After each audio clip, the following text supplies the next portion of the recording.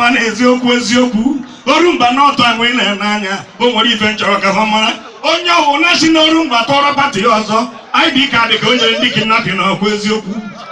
ndị ohi ka o kpọrọ invitation na ọkwa ajọ ibe nya ka m ji agwava Iteghete dị mma na-ekwu odogwu Anambra adịgbu ụtọ ọkwa ibe mere eme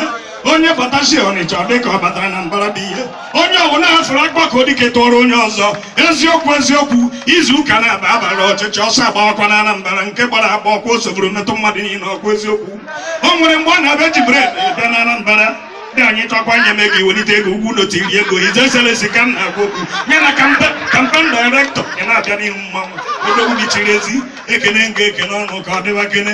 Orumba North na-ekwe akpọkọ dike onye chakwa ụzọ baba ọhịa ibe ọ bụrụ Owere abụ gaba ibe anyị ji n'aka ọgwụkwa nsọ akpọkọ na-azọ ọchịchị mkpụrụ obi ndị Igbo ka anyị na-azọkwa afụga